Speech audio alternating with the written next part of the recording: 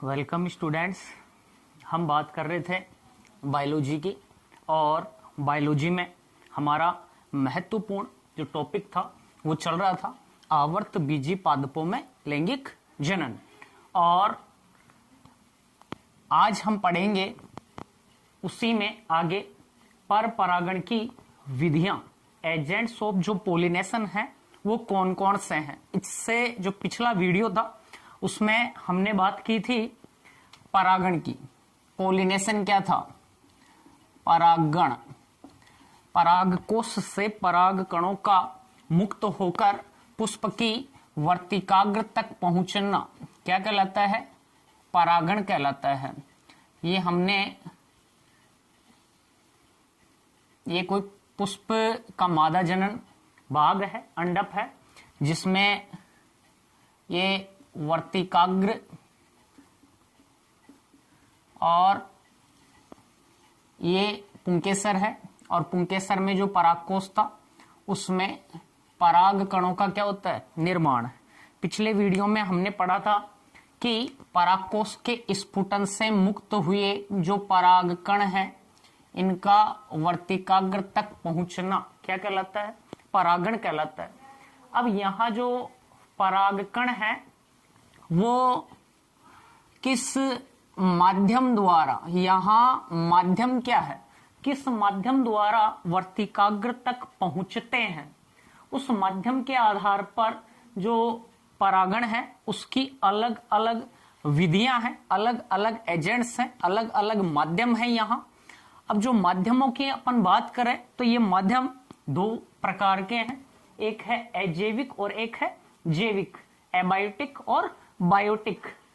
अजैविक माध्यम जो किसी जैविक कारक के बिना जो परागकण है वो परागकोश से मुक्त होने के बाद में वर्तिकाग्र तक पहुंचते हैं, तो वह अजैविक प्रकार का परागण कहलाएगा। और इसकी बात करें तो अजैविक जो कारक हैं उनमें हम यहाँ आज पढ़ने वाले हैं एक वायु परागण की, एनीमोफिली की, और दूसरा है जल परागण की, हाइड्रोफिली की। सेकंड हम देखें दूसरा जो कारक है वो है जैविक, अर्थात जब परागकण है वो किसी सजीव माध्यम द्वारा, जैसे सजीव माध्यम की हम बात करें तो कोई भी कीट हो सकता है, पतंग हो सकता है, पक्षी हो सकता है, चमगादड़ हो सकता है, किसी भी सजीव के द्वारा यदि परागकण वर्तिकाग्र तक पहुंचेंगे तो वह क्या कहलाएगा? जैविक माध्यम कहलाएगा। बायोटिक जो एजेंट है वो कहलाएगा। अब इसमें हम देखें तो जो जैविक जो कारक हैं वो कौन कौन से हैं जो यहां पहुंचा रहे हैं परागकणों को? तो एक तो आएगा, इसमें हम बात करेंगे आज कीट परागण की, दूसरा हम बात करेंगे पक्षी परागण, थर्ड देखेंगे चमगादड़ परागण, और नेक्स्ट है घोंघों के द्वारा। इसके अलावा भी गिलहरी, बंदर आदि के द्वारा भी जो परागकण है वो वर्तिकाग्र तक क्या होता है? स्थानांतरित होते हैं या पहुंचते हैं। तो यहाँ माध्यम दो प्रकार के हैं, तो हम इन सभी को विस्तार से जानते हैं कि किस किस प्रकार से जो परागकण है वो कैसे वर्तिकाग्र तक कौन से माध्यम के द्वारा पहुंचते हैं, इनके क्या क्या एग्जाम्पल है। बहुत कम जो एंजियोस्पर्म होते हैं, आवर्त बीजी होते हैं, उनमें जो अजैविक कारक हैं उनके द्वारा परागण होता है। अधिकांश में जैविक कारकों के द्वारा परागण की क्या होगी? क्रिया संपन्न होती है। क्यों? क्योंकि इसमें कोई सुनिश्चितता नहीं पाई जाती है। जैसे यहां देखें एनीमोफिली की हम बात करें, वायु परागण की बात करें, तो वायु परागण के अंतर्गत जैसे यहां ये परागकण मुक्त हुई है और वायु की दिशा यदि इधर है तब ये परागकण यहां वर्तिकाग्र तक नहीं पहुंच पाएंगे। तो इसे और सफल बनाने के लिए हजारों की संख्या में यहां परागकण क्या किए जाते हैं? मुक्त किए जाते हैं। तो यहां परागण होने की कोई सुनिश्चितता नहीं होती है, और बहुत अधिक जो परागकण होते हैं वो नष्ट हो जाते हैं। माध्यम कुछ भी हो, जिसमें अजैविक की बात करें ना उसमें, तो पहुंचने के दौरान बहुत सारे परागकण यहाँ क्या हो जाएंगे, नष्ट हो जाते हैं। तो अधिकांश परागकणों की इसमें हानि होती है, जबकि इसमें बहुत कम परागकणों की हानि हो पाती है। तो सबसे पहले हम यहाँ देखेंगे आज अजैविक एबाइटिक जो कारक है उसके द्वारा, और इसमें फर्स्ट हम पढ़ेंगे एनीमोफिली, वायु परागण। वायु परागण, देखो यहां हमने देखी पर परागण की विधियां किसके आधार पर हैं,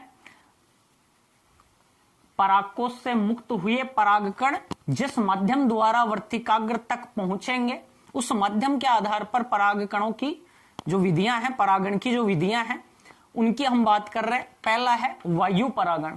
यदि पराग कोश से मुक्त हुए परागकण, जैसे ये स्टेमन है, पुंकेसर है, और इसमें ये बहुत सारे परागकण उपस्थित हैं।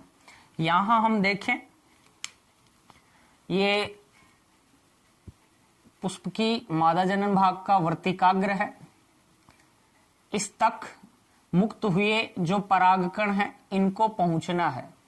तो यदि यहां परागकोश से मुक्त हुए परागकण वायु द्वारा वर्तिकाग्र तक पहुंचते हैं तो इसे हम वायु परागण या एनीमोफिली कहेंगे। अब वायु परागण होता है तो उसके लिए जो परागकण है उनमें और जो वर्तिकाग्र है उसमें कुछ अनुकूलन पाए जाते हैं। अब कौन कौन से अनुकूलन यहां हमें देखने को मिलते हैं ताकि आसानी से वायु परागण की क्रिया संपन्न हो सके। सबसे पहले तो वायु हवा में उड़कर, वायु में उड़कर, हवा में उड़कर परागकण वर्तिकाग्र तक पहुंचेंगे। तो ये जो परागकण है ये परागकण भारी नहीं होने चाहिए, ये परागकण कैसे होने चाहिए, हल्के होने चाहिए। दूसरा, ये जो परागकण है ये परागकण क्या होने चाहिए, शुष्क होने चाहिए। ये परागकण कैसे होने चाहिए, शुष्क होने चाहिए। तो हल्के और कैसे होंगे, शुष्क परागकण इनके अंतर्गत पाए जाते हैं ताकि वायु में उड़कर आसानी से ये वर्तिकाग्र तक पहुंच सके। इसके अतिरिक्त जो वर्तिकाग्र है उसकी भी हमें कुछ विशेषताएं या कुछ अनुकूलन पाए जाते हैं। वर्तिकाग्र जो है वो रोमयुक्त होगी ताकि मुक्त हुए परागकणों को आसानी से ग्रहण कर सके। तो वर्तिकाग्र पक्ष माभिकीय या रोमिल होनी चाहिए। साथ ही वर्तिकाग्र जो है वो क्या होनी चाहिए, बड़ी होनी चाहिए और श्लेष्मीय होनी चाहिए ताकि जो मुक्त हुए जो परागकण हैं वो आसानी से वर्तिकाग्र पर आकर क्या हो जाए, चिपक जाए और परागण की क्रिया संपन्न हो जाए। यहाँ जो परागकण हैं वो आकार में छोटे होने चाहिए। आकार में कैसे होने चाहिए, छोटे। तो वायु परागण के लिए परागकणों में और वर्तिकाग्र में हमें कुछ अनुकूलन देखने को मिलते हैं जिनकी हमने यहाँ बात की है। तो सबसे पहले परागकण होंगे वो कैसे होने चाहिए, हल्के, ताकि हवा में उड़कर आसानी से आ सके। दूसरा, परागकण क्या होने चाहिए, शुष्क होने चाहिए और आकार में क्या होने चाहिए, छोटे होने चाहिए। ऐसे ही जो वर्तिकाग्र है उस वर्तिकाग्र में भी हमें अनुकूलन, वर्तिकाग्र जो है वो रोमिल होनी चाहिए, रोम युक्त होनी चाहिए, बड़ी होनी चाहिए और श्लेष्मीय होनी चाहिए ताकि मुक्त हुए जो परागकण है वायु द्वारा यहां तक पहुंचे तो आसानी से यहां पर क्या हो जाए, चिपक जाए। यहां पर वर्तिकाग्र द्वारा इन्हें ग्रहण कर लिया जाए और परागण की जो क्रिया है वो संपन्न हो सके। तो जिन पुष्पीय पादपों में वायु परागण होगा उनमें परागकण और वर्तिकाग्र में ये विशेषता होनी चाहिए। जिन पादपों में वायु परागण होते हैं उनके जो पुष्प होते हैं वो आकर्षक, रंगीन वह मकरंद युक्त नहीं होते हैं, मकरंद युक्त नहीं होते हैं, आकर्षक नहीं होते हैं और मकरंद युक्त नहीं होते हैं। और अधिकांश की हम बात करें तो अधिकांश जिनमें वायु परागण होता है, तो वायु परागण द्वारा जो परागण की क्रिया है वो बाई चांस संपन्न होगी। तो इस प्रकार के जो परागण है इसमें पराग कणों की क्षति या नुकसान अधिक होता है और परागण की सुनिश्चितता को बढ़ाने के लिए परागकण अधिक संख्या में, परागकण अधिक संख्या में यहां क्या किए जाते हैं, मुक्त किए जाते हैं। कई हजारों परागकण यहां से बाहर मुक्त किए जाते हैं ताकि एक आध परागकण यहां तक आसानी से पहुंच सके और इनमें जो परागण की क्रिया है वो संपन्न हो सके। जिनमें वायु परागण होगा उनका जो अंडाशय है एक अंडपी और उनमें अधिकांशतया एक जो बीजांड है, एक बीजांड उनमें क्या होता है, प्रेजेंट होता है। एक ही जो बीजांड है वो इनके अंतर्गत क्या होता है, उपस्थित होता है या पाया जाता है। अर्थात प्रत्येक अंडाशय में एक जो बीजांड है वो प्रेजेंट होता है, जिनमें वायु परागण की क्या होती है, प्रक्रिया देखने को या क्रिया देखने को मिलती है। ये जो क्रिया है, जैसे एग्जाम्पल की अपन बात करें ग्रेमिनी या पोएसी कुल के जो पादप हैं उनमें वायु के द्वारा परागण की क्रिया संपन्न होती है। जैसे गेहूं है, मक्का है, चावल है, इसके अलावा अन्य घासीय पादप, घास है, गन्ना है आदि में हम देखें तो वायु के द्वारा इनमें परागण की क्रिया संपन्न होती है। जैसे यहां हम बात करें मक्का की, तो मक्का में जो परागण की क्रिया है या परागण हेतु जो अनुकूलन है वो किस प्रकार का हमें मक्का में देखने को मिलता है। तो जैसे ये हम बात कर रहे हैं मक्का में परागण अनुकूलन की, मक्का में जो परागण है उसकी जो क्रिया है वो किस प्रकार से संपन्न होगी।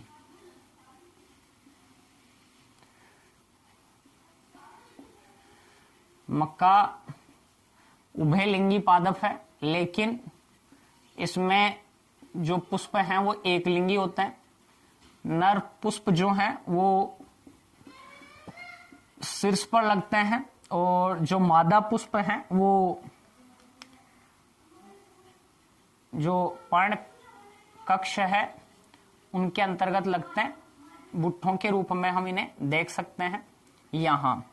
तो इसकी जो वर्तिकाग्र है, ये वर्तिकाग्र कैसी होती है, रोमिल। कैसी होती है, रोमिल होती है। वायु द्वारा यहां से जो परागकण है वो मुक्त होते हैं और झड़कर कहां तक पहुंचते हैं, वर्तिकाग्र तक पहुंचते हैं, ताकि इनमें परागण की क्रिया क्या हो सके, संपन्न हो सके। तो इस प्रकार हम कहें तो मक्का में जो परागण की क्रिया होगी वो किसके द्वारा हो रही है, यहाँ वायु के द्वारा मक्का में परागण की क्रिया संपन्न हो रही है। इसके अतिरिक्त हम देखें, यहां बात करें तो जैसे पाइनस का पादप है, तो पाइनस का जो प्लांट होता है उसमें भी वायु परागण की क्रिया होती है। और जब उसमें वायु परागण की क्रिया होती है तो ऊपर आकाश में पीले रंग के से बादल छा जाते हैं, जब उससे परागकण क्या होते हैं, मुक्त होते हैं, और उससे अपन कहते हैं सल्फर वर्षा। उससे अपन क्या कह रहे हैं, सल्फर वर्षा कह रहे हैं। और क्योंकि पीलापन जो बनेगा वो पाइनस के जो परागकण हैं उनके कारण पीलापन वहां हमें देखने को मिलता है। तो ये सब अपन ने बात की वायु परागण की। नेक्स्ट यहां हम देखें अजैविक एबायोटिक फैक्टर में ही आगे है जल परागण। यहां तक का जो स्क्रीनशॉट है वो आप ले लेना एक बार।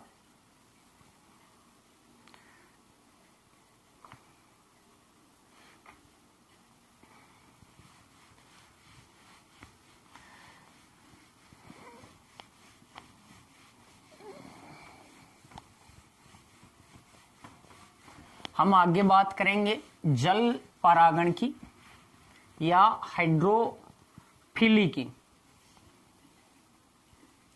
जल परागण या हाइड्रोफिली, यदि परागकोश से मुक्त हुए जो परागकण है वो जलीय माध्यम अर्थात जल के द्वारा वर्तिकाग्र तक यदि पहुंचेंगे तो उस प्रक्रिया को हम जल द्वारा परागण कहेंगे या जल परागण कहेंगे।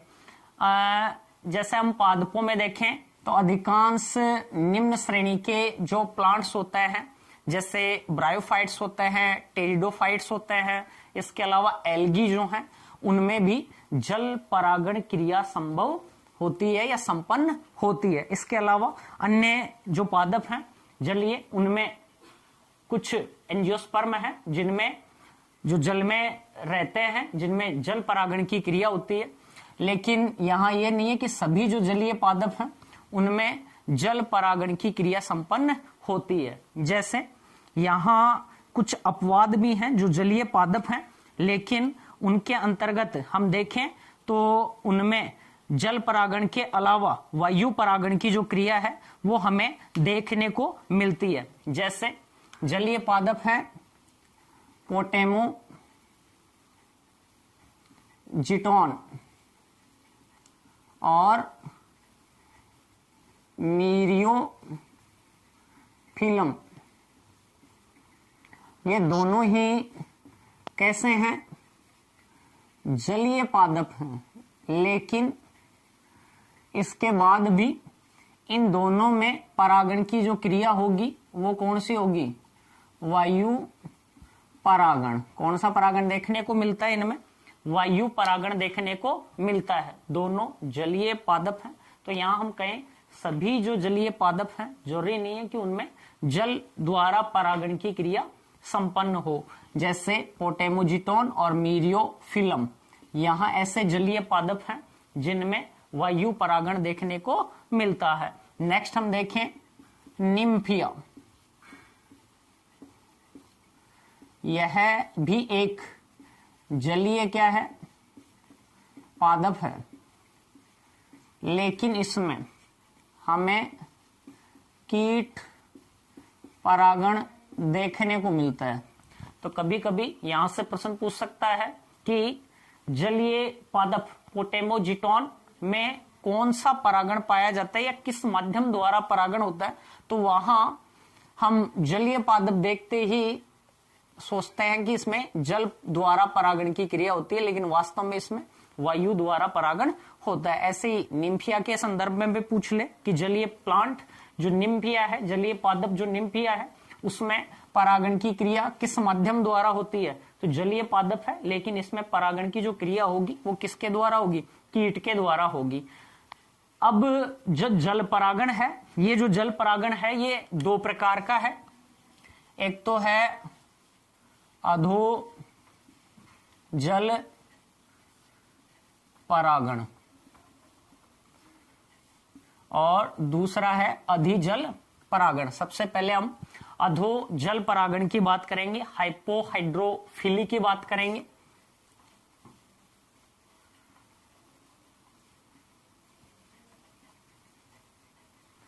हाइपोहाइड्रोफिली, अधो जल परागण की बात करेंगे। अधो, अधो यानी जल के अंदर, जल के अंदर। जैसे ये जलीय पादप है,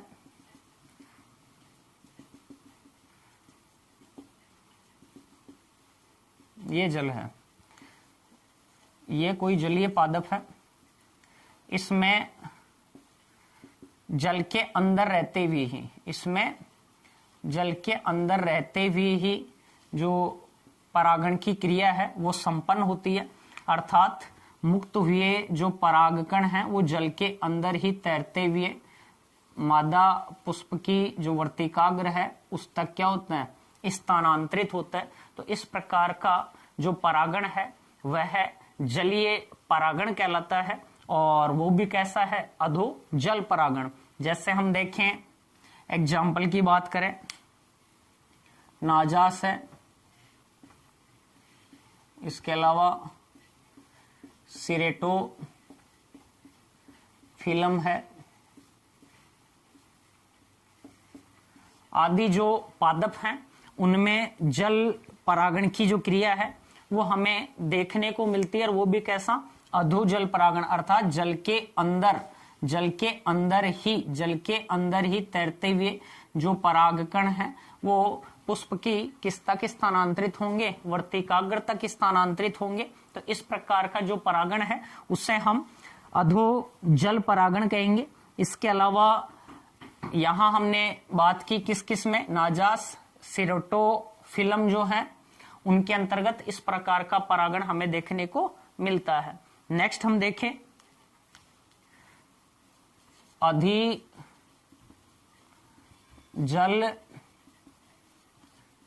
परागण।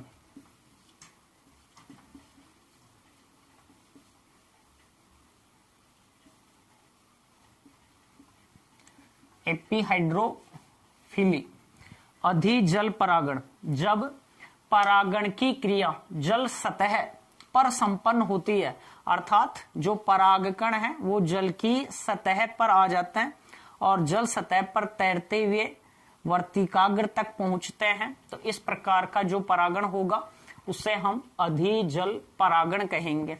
जैसे इसका एग्जाम्पल है वेलिस्नेरिया।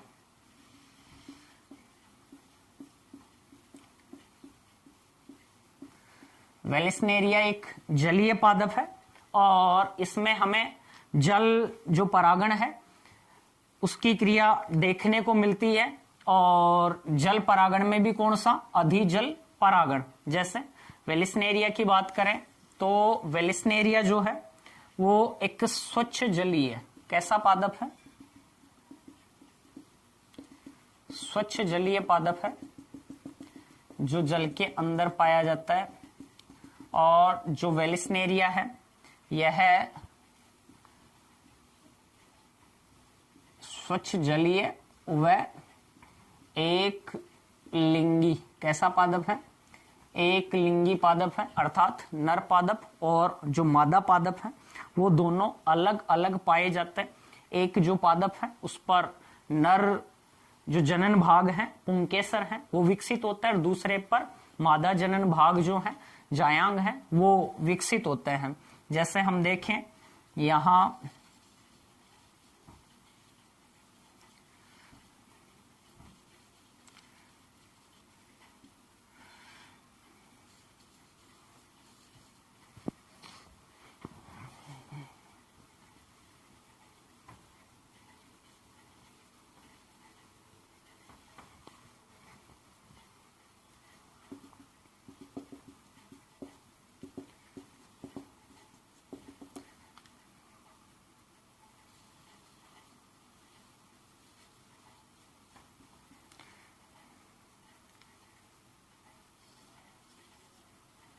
ये तो जैसे वेलिस्नेरिया का नर पादप और ये है मादा पादप,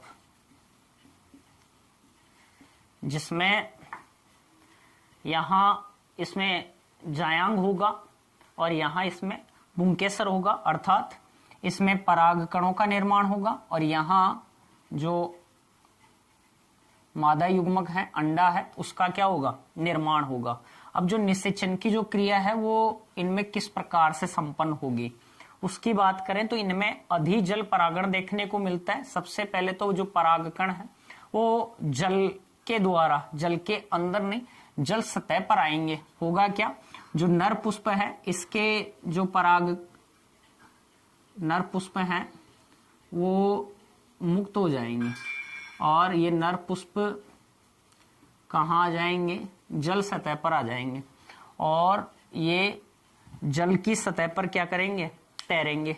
जब मादा पुष्प परिपक्व हो जाता है तो मादा पुष्प की एक विशेषता हमें देखने को मिलती है। जो मादा पुष्प है उसकी बात करें तो इसमें वर्तिकाग्र, वर्तिका और जो अंडाशय है उसमें हम वर्तिकाग्र की बात करें तो इसका जो वर्तिकाग्र है ये ऐसे स्प्रिंग नुमा है, कोइल्ड है, स्प्रिंग नुमा है।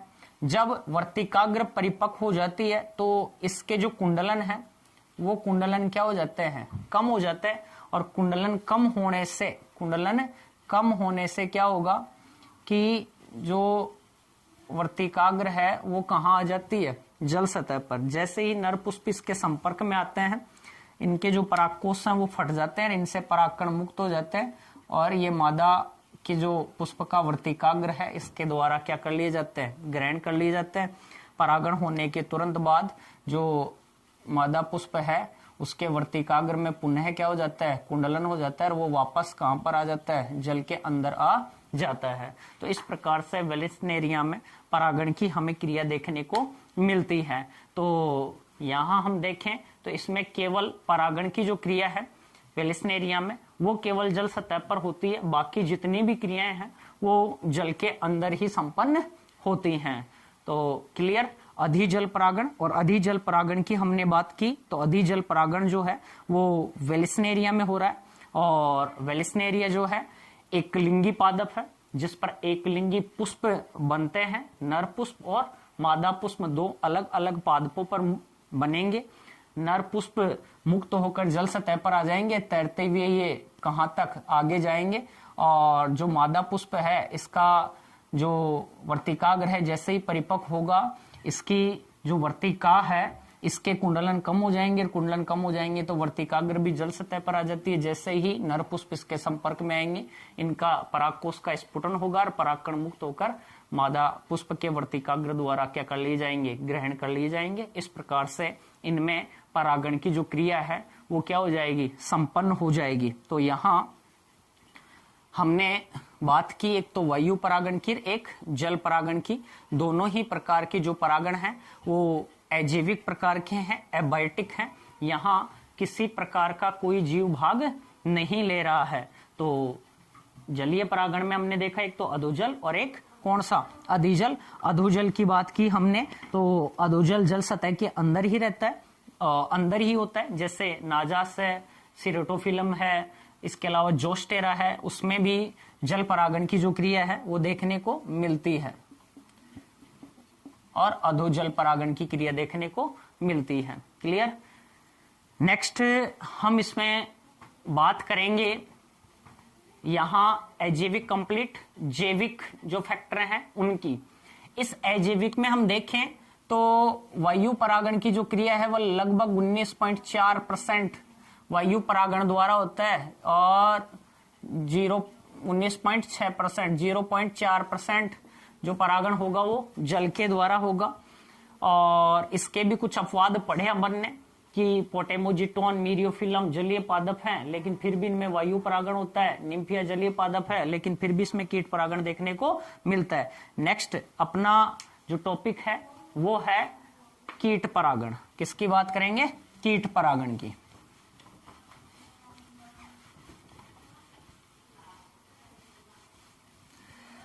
यहीं पर एक महत्वपूर्ण चीज ये, जिन पादपों में जलीय परागण होता है उनमें परागकण जो हैं उनकी जल से सुरक्षा के लिए उनके बाहर एक श्लेष्मीय आवरण जो है वो हमें उनमें देखने को मिलता है।